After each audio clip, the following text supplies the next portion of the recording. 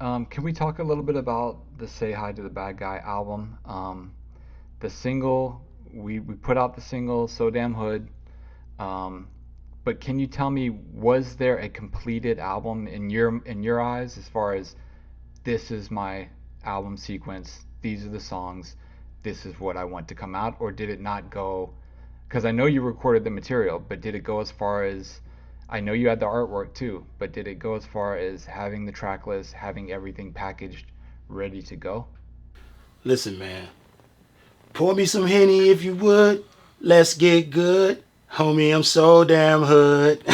You know what I'm saying? Like, yo, before I answer that, you gotta imagine the studio is packed full of people that you wouldn't want to meet in a dark alley, okay? And everybody's partying, and the beat drops.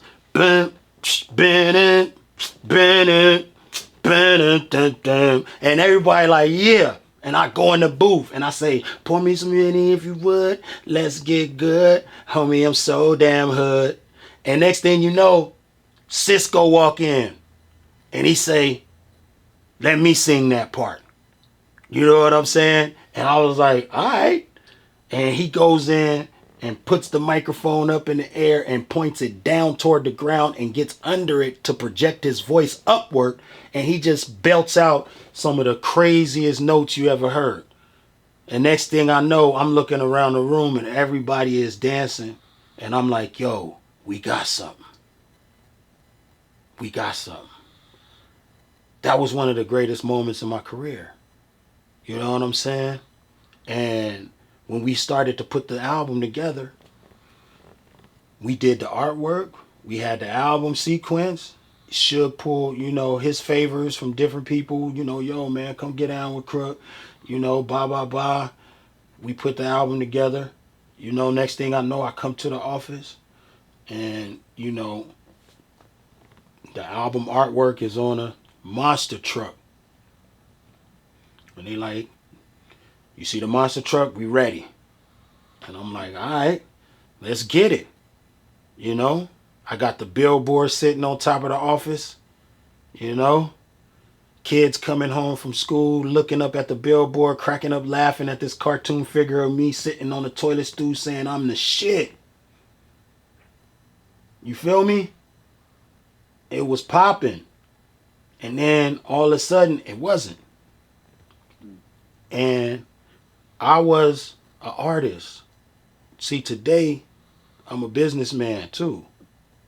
So I could sit down at the table and understand everything that could be the reason why the album is not coming out. But back then, I had no clue. You know, I think I was told that Suge didn't want to do it with E1 because maybe he felt like the numbers weren't going to be good enough, or they told me a lot of different things. People around the office, like, you know what I'm saying? But all I know is we went to New York and bumped that shit on Angie Martinez's show, and people called up like, the row is back. Period. You feel me? The calls came in. She was like, let me run that back. And ran that back.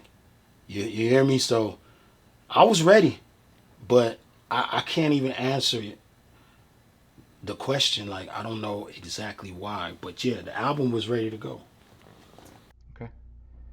Um, while you're at the row, Kurupt and Left Eye.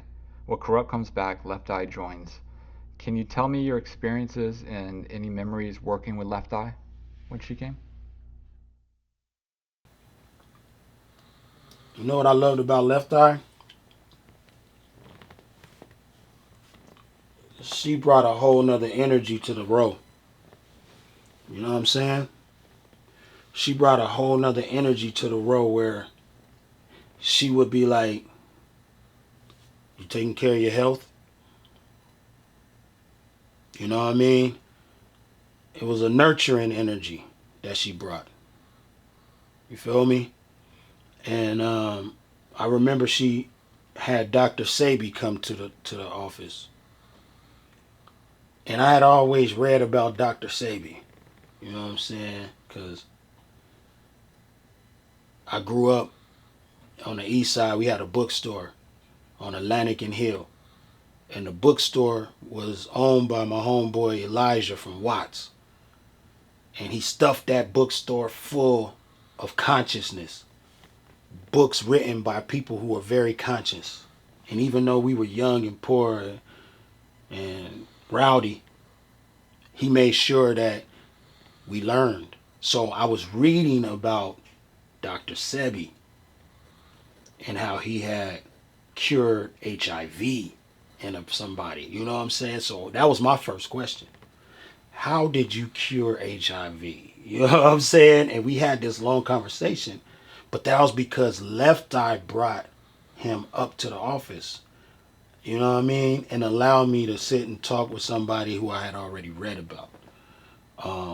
She had that kind of a spirit to where it was like, yo, you don't need to eat this and that. You need to watch this and that. Like she actually cared about the health of the artist at the on the label, and I thought that was pretty dope.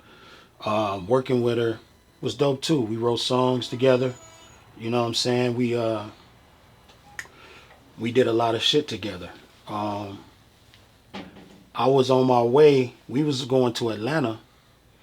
Me and Suge. I can't remember exactly who else was there, and I know we caught a plane to Atlanta, and we were supposed. I was thinking to myself, when I get here, I'm gonna talk to Left Eye about this song I got called "Hot Grease" that I have penned for. You know what I'm saying? It was about throwing hot grease on your boyfriend after catching him cheating, kind of like the stories from the old days and all that. So, you know, I had this song, and then when we got off the plane, everybody's two-way pagers. That's back in the two-way pager days. So y'all young cats, y'all don't know the struggles that we had. You know what I mean? Y'all got touch screens and shit. You know, me too. But I'm just saying, like the two-way pager days. You know, that's all that y'all ain't even knowing. But yeah, you know, all everybody's two ways started blowing up, saying that Left Eye had got into a bad accident. You know what I'm saying? And it wasn't good. And I just remember walking through the airport, me and Suge, like, wow, this shit is fucked up. And then we got the news, and it was just devastating, man, to me, because I was like, damn, you know what I'm saying? Like, she just came over there not too long ago. You know what I mean? We had a lot of plans to make more music, and she was a real creative mind, and I like to connect with people who are real creative. You know what I mean? That's my shit.